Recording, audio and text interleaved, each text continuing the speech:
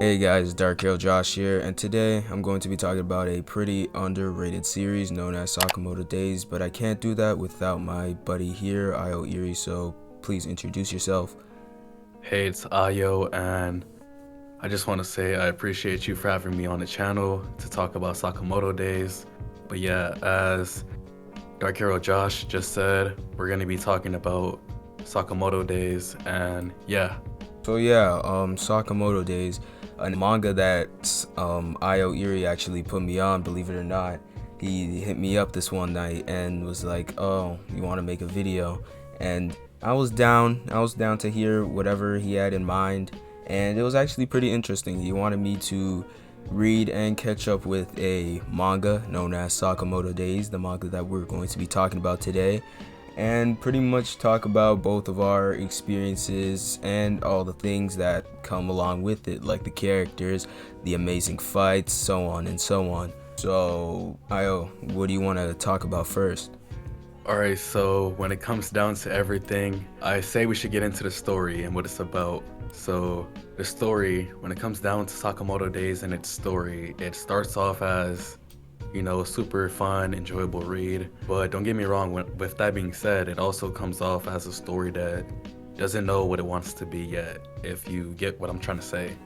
It's still in the midst of trying to figure out where it wants to go, what it wants to become. But as you continue to progress throughout the story kind of starts to, pick up and set a certain kind of place that it wants to go. It's not as vague. It's not just moving just to move. It has a purpose. Everything that goes on has a purpose, and then, yeah, it starts to finally, pick up from there.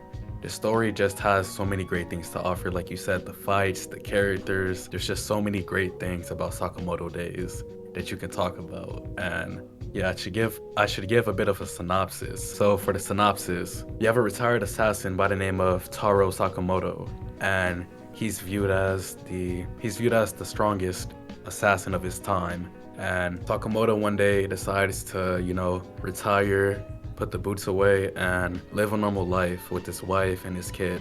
And there's this little rule with Sakamoto and his wife, and just his family as a whole. This rule is pretty much no killing. There's a bunch of other sets of rules that go along with this, and yeah, his wife wasn't the biggest fan of him, killing people. So he decided to, retire and just make a grocery store and like run that store and things like that. Sakamoto Days starts off with, Sakamoto doing the usual for himself, helping people, unloading certain things, stocking shelves, things of that sort. And one of the people he used to work with, named Shin, came along and he was pretty much like hired to kill Sakamoto. And with Sakamoto being the strongest of his time, Shin ultimately failed. And from there, Shin kind of feels a certain way and he ends up joining Sakamoto.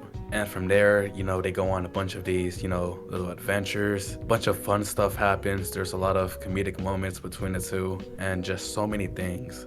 And I definitely feel like Sakamoto and Shin both are like the heart and soul of this story. And with even like the recent events in the story, it's sure it pays a bit of attention to Sakamoto and Shin, but like also pays attention to like the other characters and gives them a bit of like the main focus. But overall, I feel like both of these two are what really make Sakamoto Days Sakamoto Days. Without them, I feel like there's not as much to it. It's not as enjoyable. Of course, it's not easy to say that when you have great characters like Nagumo and Osaragi and like the rest of the order. But I really love what this story has to offer. The groups they have X or Slur, whatever you want to call it.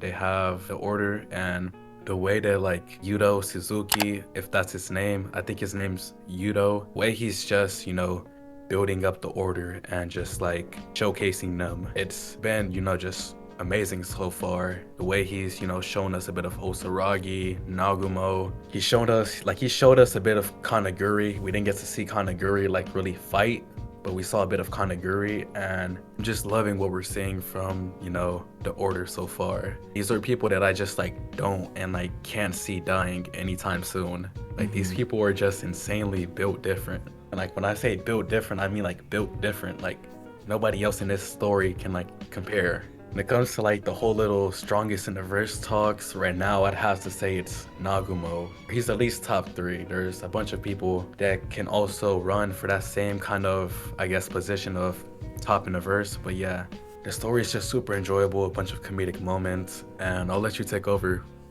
Yeah, as you said, the story it's like really funny. Like, not a lot of animes nor manga make me like laugh out loud as much as like this manga has. Of course, this isn't the first time a manga or an anime has made me laugh, but this anime was pretty enjoyable. I'd say this manga is a pretty fun and enjoyable read. Like, as you said, the characters are pretty funny and they're built different. Gintama, another anime which I've enjoyed phenomenally, probably like top 3 on my list, I'm pretty sure. The main trio, Sakamoto, Lu, and Shin, remind me of the Gintama trio, Gintoki, Shinpachi, and Kagura, and a lot of it goes to show like Lu and Kagura having like kind of like the same outfits and kind of has the same personality of this like barbarian, so to speak. I'm not like really sure how to explain that side of character, but Shin and Shinpachi, I know he probably didn't get the same name from both of them, even though now that I realize it, both names are really similar, literally the half of Shinpachi. But Yeah.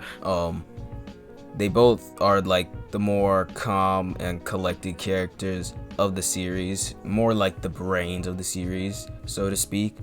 And Sakamoto and Gintoki being more of the OP characters, but don't let on, if that makes sense. They have all this strength, but they don't use all of it because they know in certain situations, not only strength is needed, but also, brains and whatnot. The story for Sakamoto Days is absolutely phenomenal. Sakamoto Days is a great manga, like a really great manga. Not like, kind of like that Attack on Titan level or that One Piece level, but it's in some sort of league of its own, so to speak. The fights are something else. Like, I'd say that the fights are well choreographed and some of the best choreographed fights I've seen in new gen, or possibly in manga and anime in a whole. Like, I just love the fights, and I don't know what to say. It's like each and every panel that a fight scene happens, it's like you kind of have to put your own imagination to it and kind of picture them moving, picture how the scenes move in, and it's something so visually satisfying about the fights. And speaking of fights, how Sakamoto kind of like handles it, because he's a retired assassin, but it's so comedically funny, but at the same time so badass how Sakamoto can literally use anything in his range as an assassination tool. And yeah, as I said, it's very funny and very badass. It's something that is expected of assassins in the world of Sakamoto Days, but it's not something everybody's good at or everybody can do. We have, I forgot the guy's name, but the guy that can only use the sniper. I think his name is Hisuke. Yeah. Hisuke. Yeah, Hisuke. He's a pretty funny character, but as I said, he's someone who is kind of like a one-trick pony. He's only good with snipers, guns, that sort of range of abilities. So it's not something everybody can do. And as we've seen in the most recent chapters, he's better. He passed Sakamoto in the what's it called, the school Sniper exam or something like yeah, that. something like that.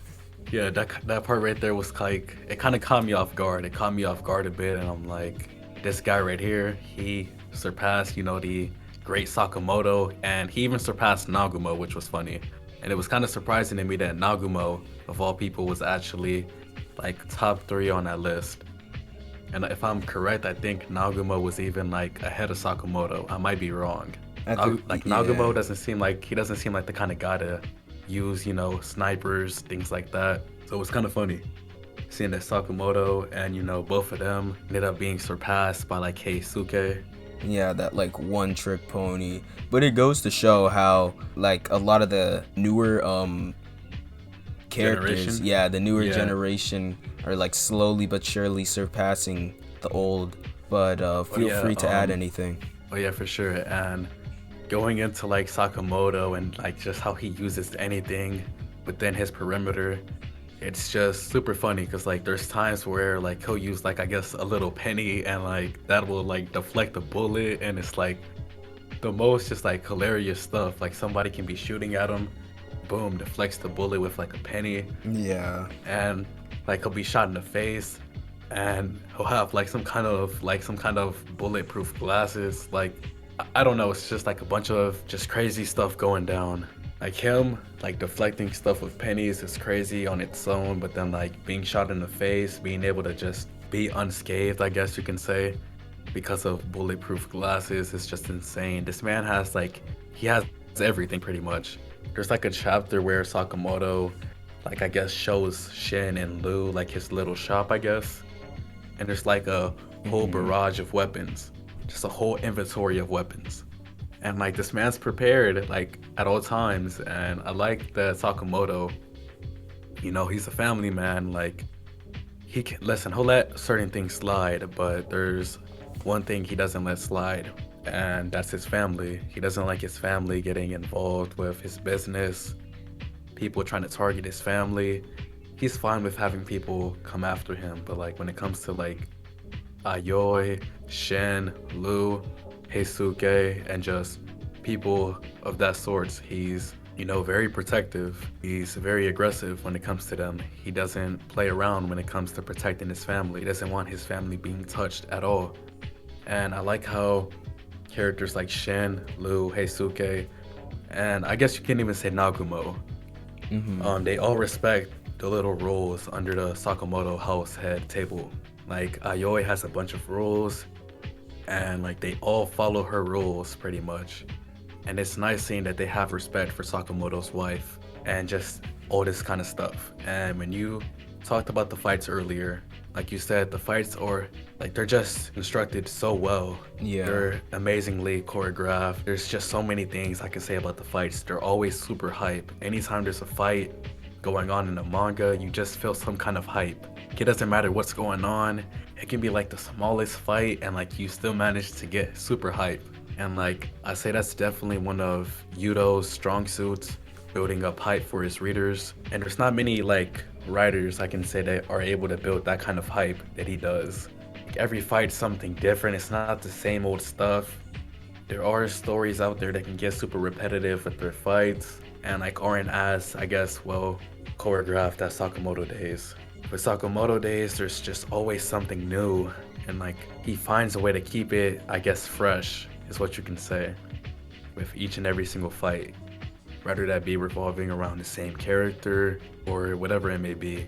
And just the characters as a whole so far, like in Sakamoto Days, are just incredible. This man right here, if there's anything this man knows how to do good, he knows how to do a lot of things good, but like out of everything he does within Sakamoto Days, his strongest suit would have to be like character backstories. There's not a single bad backstory at all.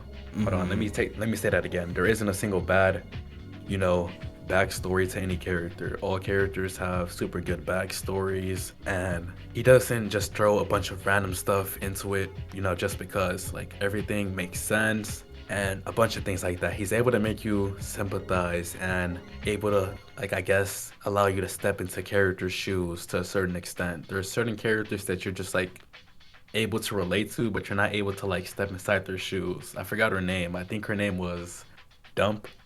Oh yeah, That character. her. Yeah, her. She got floated by Usaragi, by the way. R.I.P. Anyway, when it comes down to her, I don't see her as like one of the most relatable characters, but like you can definitely take something from her and like I guess find some way to relate it to something. She's not the most relatable character, but there are characters out there within Sakamoto Days with just an incredible backstory and just the way he goes about creating these backstories. Each character has their own unique personality, their own story, and I love it because they feel realistic to a certain extent. Some characters, of course, some characters more than others, things like that. But the thing is, there aren't many writers that are just able to write backstories as good as him. It's not the same old stuff over and over. And like, I also like that the backstories kind of connect to a certain extent. Like with some of the members of X, some of their backstories like kind of connect. I think his name is Yuzuki, I think. Yeah. So Oh, the main. yeah, our Yeah. antagonist. Uh-huh. So Yuzuki, like he has something to do with almost like each ex-member's backstory, rather that be with the guy with the deer mask, or just that what's his name? There's like so many characters within this group that it's like so hard to remember who's who and like stuff like that. But he has some kind of connection with each character that we see within like Sakamoto Days in some kind of way. The thing about Sakamoto Days is it's always able to just like turn up. Like no matter what's going on, it's able to go to 0 to like 100 within a matter of like seconds. And that's what I like about it. And also with the fights, like you said, you're able to kind of just like imagine how things go. And it's like, I love how he's able to just like give you a nice, good little like picture of like how the fight would look like if it was animated. Like the fights, you're just so easily able to picture how the fight would go. And like the anime format, like you can see Nagumo, Sakamoto fighting, and you're just like very easily able to just picture how the fight would look on like a little TV screen or something like that. It's definitely got one of the best choreographed fights in any yeah. manga, yeah. And with the last arc, the story really hasn't looked back at all since that, last arc. And sure, it just recently ended, but you can see that the story and like the momentum that it's built for itself, you can kind of see that it's like not fading away. It's not fading away, and I don't see this story falling off anytime soon. It needed a bit of time to really find its place and like find what it wanted to do. And I feel like with this recent arc, the JCC exams, it really found its place and really found what it wanted to do. And we got introduced to amazing characters, Akira, For sure. Meifuyu, both are great characters with goals that you can get behind, and like he's definitely gotten better as a writer, and he's definitely one of the most underrated mangaka right now in Shonen Jump. He's just grown so much from chapter 1 compared to like chapter 85. Yeah, He's something grown like that. he's grown so much from then, and it's nice to see. It's nice to see his, development as like a writer. Just the way he's able to write, it's just, crazy. Not many people can just pick up the pen and like, just write what he writes and just like draw what he draws. And I like how he just like, like the way he expresses things and like the faces, like the facial expressions on characters, that's super cool too. But with Akira, her goal, she wants to find her aunt, and we know that she used to go to school with Sakamoto. She's the character that you can tell is going to be very, very important, and it's been indicated like multiple times already that she's going to be very important. She's in this arc right now. She's doing a bit of stuff. Meifuyu, he's the person that wants to be, an order member one day. He wants to join the order. And that right there is super cool. I find his goal a bit more like, I guess, I don't want to say better, but like, I guess a bit more enjoyable to see his goal, like, be accomplished than, I guess, Akira's. I feel like his journey to becoming an order member would be a bit more interesting and just like so many other things versus Akira's. But like as a character so far, I feel like Akira, she takes the cake. She's definitely the better written character so far. And I can definitely even see these two like fighting at one point in the story.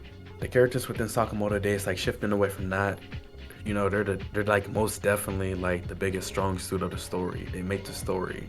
Yeah, especially like nowadays where Jump, it's like any series that you possibly think has promise, and then like 20 chapters later it ends up getting X'd off of Jump completely. Like I remember a series of Yashiman that I was actually thinking about making a video on like late 2021, but ended up like forgetting about it. It got X'd off of Shonen Jump.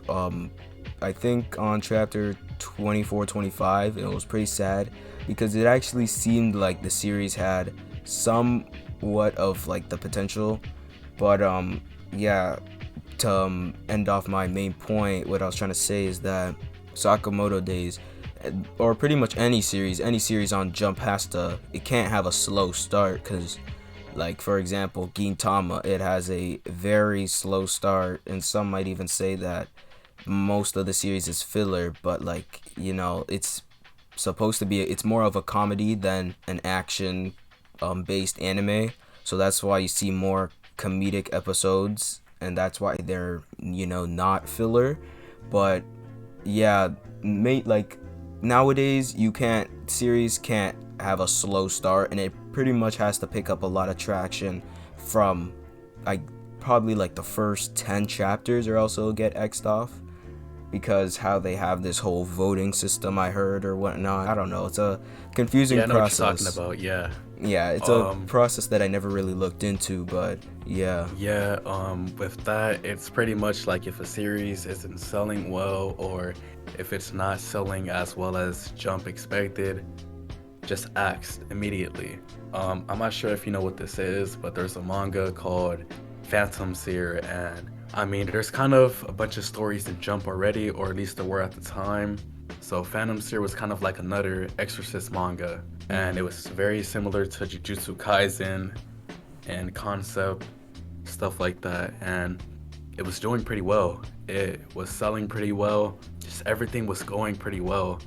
There's been a couple of jokes about, like, I guess the author like messing with one of the Jump executives' wives or something like that. I don't know. Jumps, they're in a very weird place right now, especially like with canceling so many series. But with Sakamoto Days, I don't think we have to worry about it going anywhere, especially with it having this many chapters. They wouldn't, have it continue within our magazine if it was gonna just lose its spot next week. So I feel like Sakamoto Days is definitely here to stay, and it's built itself up pretty well. Yeah, I'd say so as well. I'm glad that a series like Sakamoto Days was able to stay on Jump for a very extended period of time, especially how I ended up and like grown to love the series, as I kept reading chapter after chapter, and how like everything was just so amazing, and something that you kind of wouldn't expect, because back to the whole Jump cancellation thing, it's like a lot of like, I've heard this from multiple people, but it's like a lot of authors from newer series end up taking a lot more inspiration from other series, like Naruto, Bleach, just like bigger series on Jump, and they end up taking most of those, and Jump ends up like allowing them in Jump in their magazine, because they see promise because of how much relations there are to those big selling series that were able to make them a lot of money. So something like Sakamoto Days, something that you don't really see in other manga, this kind of general concept which you don't really see in other manga. I'm happy that for something so different, Jump allowed it to like stay, especially for this long. And I don't, as Io Iri said, I don't expect it to be leaving anytime soon, especially with the amount of chapters out, with 3 volumes out currently. Yeah, 3 volumes. Yeah, so I think with that much, and the anime adaptation, I think with that much success for Sakamoto Days and how much traction it's getting so far, I don't see it leaving at all. Yeah, we should probably wrap up the video. Oh yeah, and with that, I hope you guys enjoyed this video. Please leave a like, subscribe to the channel if you're new. I also have Io Iri's channel linked down below in the description. But let us know down in the comments whether or not you want us to collab again, maybe talk about a series, different series of anime, manga, anything. And with that, without further ado, I hope you guys have a great day, and see ya.